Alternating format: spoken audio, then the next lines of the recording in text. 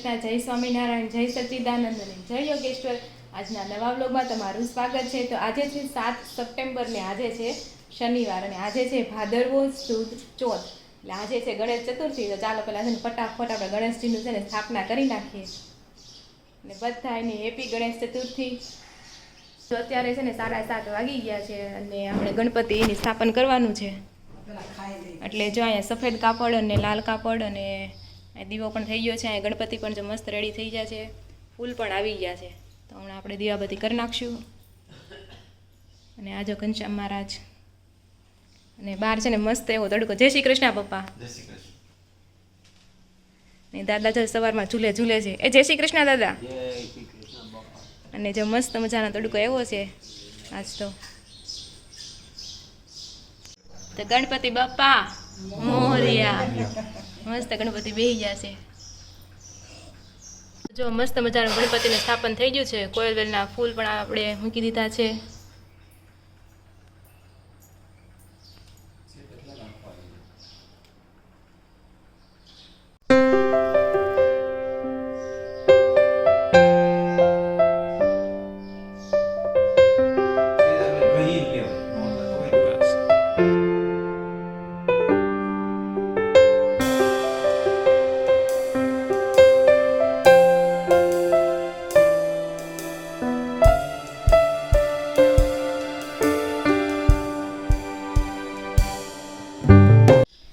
જો સવારના 9:30 થઈ ગયા છે ને આપણે ઘર કામ કરીને નવરા થઈ ગયા છે અને પછી માથું પણ ધોઈ નાખ્યું, કારણ કે આજ બપોરે અમારે જવાનું છે ચાંદલા, એન્ગેજમેન્ટમાં જવાનું છે અમારે અને બહાર તમને વેધર બતાવું તો આવું કંઈક છે। વરસાદ આવે ન આવે ખબર નહીં।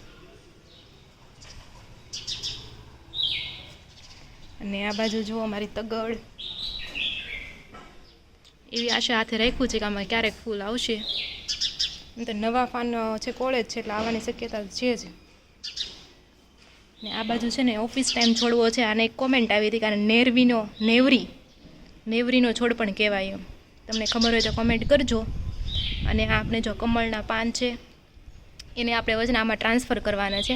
આમાં નીચે આપણે ચીકણી માટી નાખી દીધી છે, હવે મૂળિયા નીચે નાખીને ઉપર પાણી નાખી દેવાનું। આ કાલ સવારે કરી નાખશું અને આપણે પાણી પણ મસ્ત બદલી નાખ્યું છે, બહુ ગંદુ થઈ ગયું હતું એટલે। અને આ બાજુ આપણે છે કોયલ વેલનો છોડ, એ પણ મસ્ત થઈ ગયો છે અને આ ડાળખી જો મસ્ત એવી ફૂટી છે, વેલ થવા માટે એકદમ રેડી છે। તો આવું બધું છે। તો જો અત્યારે છે ને 11:45 થઈ ગયા છે અને અમારે છે ને બપોર પછી જવાનું છે ચાંદલામાં, 3 વાગ્યાનું મુહૂર્ત છે। તો વહેલા નવરું થઈ જવાનું છે, તો એ પહેલાં આપણે અત્યારે રસોઈ બનાવી નાખવી। તો એની પહેલાં મને છે ને એક વાત યાદ આવે છે કે આપણે ગણેશ ચતુર્થી છે શા માટે 11 દિવસમાં ઉજવીએ છીએ, કેમ 10 દિવસ ને 5 દિવસ ને આપણે 11 દિવસ જ કેમ ઉજવીએ? તો ધાર્મિક કથા અનુસાર એવું છે કે મહર્ષિ વેદવ્યાસ હતા ને એ મહાભારતને લખવાનું કામ એને સોંપવામાં આવ્યું હતું। તો મહાભારતનું કામ લખવામાં એને છે ને ઘણી મુશ્કેલી પડતી હતી। તો ગણપતિ છે ને એની મદદે, ગણપતિ દાદા એની મદદે આવ્યા અને કીધું કે હું તમને મદદ કરીશ, અને પણ એને એક શરત મૂકી કે તમારે છે ને મહાભારતનું શ્લોકનું તમારે છે ને સતત એક ધારું આરામ કર્યા વગર, નિંદર કર્યા વગર તમારે છે ને એનું ચયન કરવાનું છે એમ। તો મહર્ષિ વેદવ્યાસ આંખું બંધ કરી ને મહાભારતના બધા શ્લોકોનું ચયન કરવા માંડ્યા અને આ બાજુ ગણપતિ છે તે લખવા માંડ્યા। અને પછી 10 દિવસ થયા અને મહર્ષિ વેદવ્યાસે પોતાની આંખ ખોલી તો જોયું તે ગણપતિ દાદા છે ને શરીરનું તાપમાન ઘણું વધી ગયું હતું, ઘણા તપી ગયા હતા દાદા એમ। તો નજીકનું જે કુંડ કે સરોવર હતું ને એમાં ગણપતિ દાદાને સ્નાન કરાવ્યું। તો 10 દિવસ સુધી આપણે છે ને એટલે આ રીતે 10 દિવસ સુધી આપણે છે ને ભગવાનની પૂજા અર્ચના કરે છે ને ધૂમધામથી આપણે ઉત્સવ મનાવીએ છીએ। અને 11મા દિવસે આપણે એનું છે ને વિસર્જન કરી દઈએ છીએ, કારણ કે 11મા દિવસે મહર્ષિ વેદવ્યાસે નજીકના કુંડમાં છે ને સ્નાન કરાવ્યું ને ગણપતિ દાદાનું તાપમાન જે શરીરનું હતું ને તે થોડું ઘણું અંશે ઓછું થઈ ગયું। તો આવી રીતના કથા છે। બીજી આવી કોઈ રસપ્રદ કહાની હોય ને તમારી પાસે ગણપતિને રિલેટેડ તો તમે જરૂરથી કોમેન્ટ કરજો। જો બપોરના 12 વાગી ગયા છે, જમવા માટે બેસી ગયા છે। જમવામાં છે ભાખરી અને સેવ ટમેટાનું શાક અને છાશ। તો અમારે છે ને 1 વાગે જવાનું છે, તો ફટાફટ જમીને ફટાફટ રેડી થઈ જાય। તો જો અત્યારે છે ને 1 વાગી ગયો છે ને આપણે મસ્ત મજાના રેડી થઈ ગયા છે, વ્હાઈટ અને પિંક દુપટ્ટો। તો કમેન્ટ કરવા કેવું લાગે છે? જો કે આ ડ્રેસ તમે ઘણીવાર જોયેલો છે, મેં ઘણીવાર આ રિપીટ કરેલો જ છે, છતાં પણ પૂછું છું તમે કે તમારી પ્રિય રાધિકાદી કેવી લાગે છે? તો જો બધા મહેમાન આવી ગયા છે ને બધા છાબ લઈને હવે છે ને આપણે અંદર જવાનું છે। જો ચાંદલામાં બધા આપણે આવી ગયા છે, મહેમાનનું સ્વાગત થાય છે। બધી આપણે છાબુ મૂકી દીધું છે। તો જો બધું સેટ થઈ ગયું છે ને સામે મસ્ત ઘનશ્યામ મહારાજની મૂર્તિ છે બધા અને સામે જો તો આપણે જેટલી છાપ લઈને આવ્યા હતા ને એ બધી જેન્ટ્સ પાસે આપણે છાપ મૂકી દીધી છે. પછી જે કન્યા તરફથી જે હોય ને એ લોકો છાપને વધાવે એવું અમારામાં હોય છે. તો એના માટે જો જે બધા જેન્ટ્સ હોય ને તો છાપ લઈને બેસી અને છાપમાં શું છે ઘરેણાં હોય છે, કટલેરી હોય છે ને કપડાં હોય છે. એવું આપણે છાપમાં બધી વસ્તુ લેવાની હોય છે. અને 7 જોડી 9 જોડી 11 જોડી એકી સંખ્યામાં કપડાને એવું લે. તો જો છાપ છે ને વધાવી લીધી છે ને બધી ગોઠવાઈ ગઈ છે, મસ્ત સેટ થઈ ગઈ છે. અને આ છે તરુણભાઈ જેની સગાઈ છે ને એને આ બેન અને આ ભાભી. પછી રિવીલ કરશું અને સામે જો તરુણભાઈ બેઠા છે. આ તરુણભાઈ ને ભાભી ને બેન એમ. અને આ જો મમ્મી, આ કાકી, આ બાબુ હે તરુણભાઈ ને બતાવ્યા. અને આ ફોઈ છે તરુણભાઈ ના હા. અને જો બધા કાકી બધા બેઠા છે તરુણભાઈ ના. આઈબા છે હા જો આઈબા. અને આ તરુણભાઈ ના મામી ની વાતો કરે છે.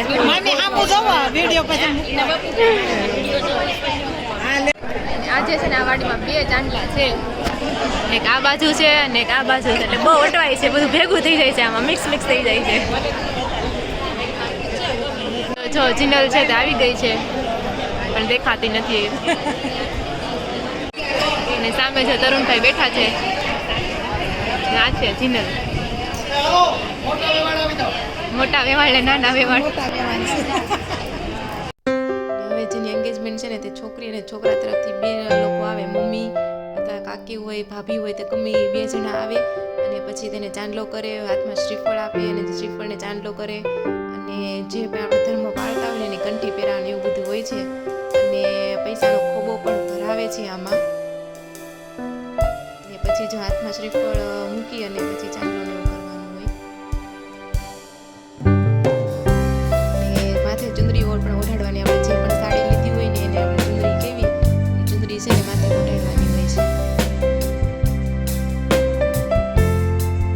આપણે છે ને ચાંદલાની વિધિ પૂર્ણ થાય આવી રીતના હોય છે અમારા.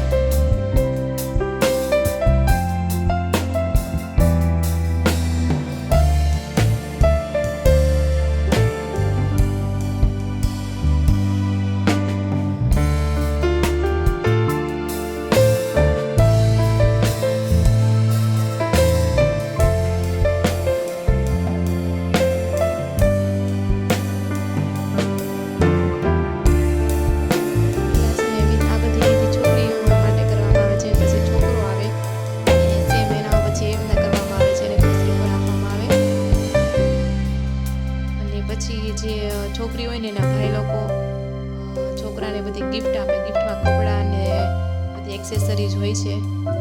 પછી નણંદ બેન ફોઈ હોય ને તે આવી રીતના ઘરેણા હોય છે તે પહેરાવે છે 1 by 1. ટોપિયું છે, બુટી છે, પગની પાયલ છે, હાથના કડા છે, 1 by 1 બધા છે પહેરાવે.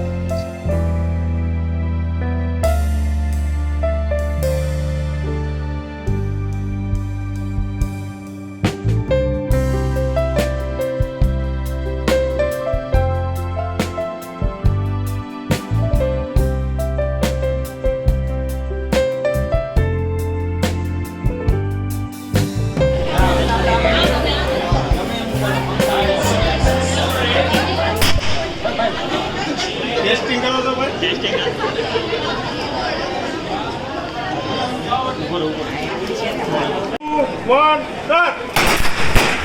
બીજી વાર રેવા દેજો. પૈસા બાજુ વાળા આગળ આવો.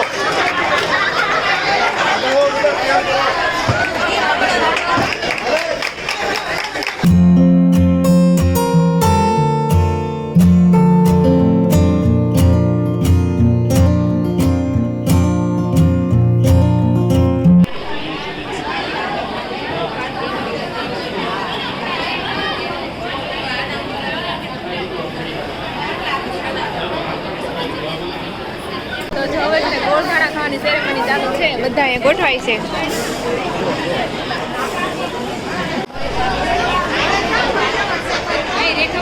બધા વેવાય ગોઠવાઈ ગયા છે ગોળધાણા ખાવા માટે ને આ છે ગોળધાણા.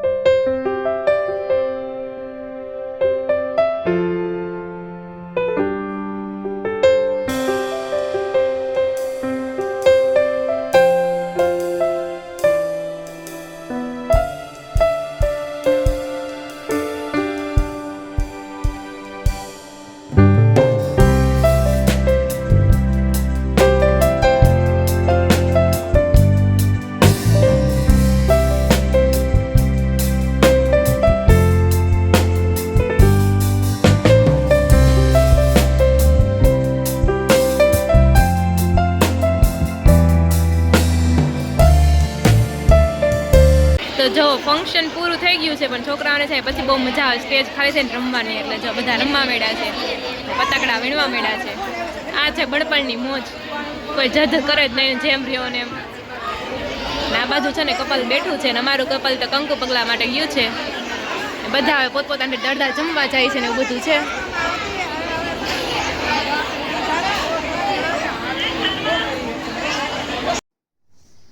તો જો આપણે છે ને ચાંદલા વિધિમાંથી એંગેજમેન્ટ પૂરી કર્યા પછી આપણે છે ને સોનલની ઘરે ગયા હતા રિસીવને રમાડવા માટે. બહુ જ મજા આવી ગઈ. રિસીવ ત્યારે જાગતો હતો ને બહુ મજા આવી રમાડવાની. અને જો રસ્તામાં પૂગ્યા ને તો ઠેક ઠેકાણે મોસ્ટ ઓફ છે ને ગણપતિની શોભાયાત્રા જોવા મળે છે, તમે જોઈ શકો છો. ને અમારા શેરીના જે ગણપતિ છે એની પણ શોભાયાત્રા આજે કાઢી છે એ લોકોએ. તો જેવા અમે સોસાયટીમાં એન્ટર થયા ને તો અમારા શેરીના ગણપતિની શોભાયાત્રા નીકળી હતી અને એમાં ઘણું માણસ ભેગું થયું હતું. જો અમારા ગણપતિ રહ્યા અને જ્યાં મંડપ ખાલી છે કારણ કે એની શોભાયાત્રા નીકળી. અત્યારે છે ને 10:30 વાગી ગયા છે અને અમે ઘરે આવી ગયા છીએ. રસ્તામાં નકરા ગણપતિનું આગમનના જ બધી શોભાયાત્રા એક પ્રકારની તમે કહી શકો ને એવું બધું હતું. પણ હું તો એમ કહું છું આ ગણેશ ચતુર્થી આ છે તો ભગવાનનું હવારમાં સ્થાપન થઈને હવારમાં દિયાબત્તીનું ન થવા મળતું હોય તો એ કેમ રોડ ઉપર ગણપતિની શોભાયાત્રા જોવા મળે? એક મને આમ આશ્ચર્યચકિત થયું. મેં અત્યારે એટલી મોટી થઈને મેં કોઈ દિવસ એવું જોયું નહોતું. હા, આપણે આજ ગણેશ ચતુર્થી છે ને તો કાલના દિવસે એવું, કાલ રાતના દિવસે એવું બધું કરતા. ગઈકાલે રાતે લાવે ગણપતિ, પણ સવાર પડે ને એટલે આમ ભગવાનને મંડપમાં બેસાડીને પૂજા પાઠ ને બધું કરી જ નાખે એમ. આ વખતે ઘણી જગ્યાએ મેં એને જોયું એમ. અને પ્લસ કે એ લોકો જે શું કહેવાય ડીજે બીજેથી એમ નહીં ડીજે બીજે વગાડો પણ એનો સાઉન્ડ તમે એટલો બધો પણ ન નાખો કે આજુબાજુવાળાને છે નડે. ઘણા નાના છોકરા હોય તેને કાનમાં પણ ઘણી તકલીફ થતી હોય, ગૌઠા માણસ હોય તેને દિલની ધડકન પણ વધી જતી હોય, બધાની હેલ્થ કન્ડિશન સારી ન હોય એમ. અને એક પ્રકારનું નોઇઝ પોલ્યુશન જ છે. વગાડો પણ માપમાં વગાડો, થોડુંક ધીમે વગાડો તો સારું પડે. આ મારી સલાહ છે. આ નો કે આવી સલાહ કોઈને ગમે જ નહીં. બધા એમ જ કે સલાહ નહીં, સહકાર આપો, પણ તોય કાંઈ વાંધો નહીં, આપણે થોડીક સલાહ આપી દીધી છે. હવે આમાં એવું પાછું હોય ડીજે જે વગાડતા હોય એ મારા વિડીયો જોવે છે કે નહીં એ મેન પાછું જોવાનું ને. બધા મારી જેવા હું કે સોફ્ટ હાર્ટેડ હોય એ લોકો મારા વિડીયો જોતા હોય તો ભારે કરી કહેવાય એમ. તો છે ને જોર જોરથી કોઈ દિવસ નોઇઝ પોલ્યુશન વધારવું ન જોઈએ. ગણપતિ છે તો એની પાસેથી કંઈક શીખો. એના મોટા મોટા કાન છે પણ શા માટે? કે તમે સારી વાત સાંભળો એના માટે છે. બરોબર કે નહીં? એવું છે એમ. તો આપણે છે ને 10 દિવસ છે ને ગણપતિ, 11 દિવસ ગણપતિને આપણે દરરોજ આપણે કંઈક નવું ગણપતિ વિશે જાણશું. અને જે થોડું ઘણું પણ આપણા જીવનમાં ઉતરે ને તો એ પણ સારું કહેવાય. ને તમને ગણેશ ચતુર્થીની બધાને ખૂબ સારી શુભકામનાઓ. ગણેશ ભગવાન આવે ને તો એની સાથે રિદ્ધિ સિદ્ધિ આવે, એના પુત્ર લાભ અને સુખ પણ આવે છે. અને આપણી ઘરની શોભા અને ઘરનો માહોલ છે અલગ થઈ જાય, આનંદ અને ઉલ્લાસભર્યો માહોલ થઈ જાય. અને મને છે ને કેટલા ટાઈમથી હોતું ઘરે ગણપતિ મૂકવી એમ કે આપણે મૂર્તિ હાથે બનાવીને જ ઘરે મૂકવી એમ. ને આજે મારું સપનું પૂરું થયું. એટલે એવું નથી કે આ વર્ષનું સપનું હોય એવું નથી. હું ત્યાં મારા ખોડલ છે પેલા મમ્મીને ઘરે હતી ને ત્યારે મને એમ થતું કે ઘરે આ મૂકું, પણ તો ત્યાં કોઈ દિવસ મૂકી ન હોય એમ. એ સપનું મારું છે ને અહીંયા સાચીને પૂરું થયું. અને સવારે મને છે મનમાં બહુ સારી ફિલિંગ આવતી હતી કે નહીં કે વાવ ગણપતિ મૂક્યા એમ. બહુ ગયું મને. તો જો એવું બધું છે ને આજ તો આપણે ચાંદલામાં ગયા હતા, એન્ગેજમેન્ટમાં ગયા હતા, આપણે ફૂલ એન્જોય કર્યું છે, આપણે બહુ મજા આવી ગઈ ત્યાં પણ. અને હવે આપણે આ વિડીયો છે ને આપણે અહીંયા જ એન્ડ કરીશું. આઈ હોપ કે તમને અમારા વિડીયો બધા ગમતા હોય છે અને તમે અમને ખૂબ સપોર્ટ કરો છો, અમારા વિડીયો જોવો છો, શેર કરો છો અને સબસ્ક્રાઈબ પણ અમારી ચેનલને તમે કરો છો. એના માટે તમારો ખૂબ ખૂબ આભાર. અને ફરી મળીશું કાલે નવા વ્લોગ સાથે. ત્યાં સુધી જય શ્રી કૃષ્ણ અને રાધે રાધે.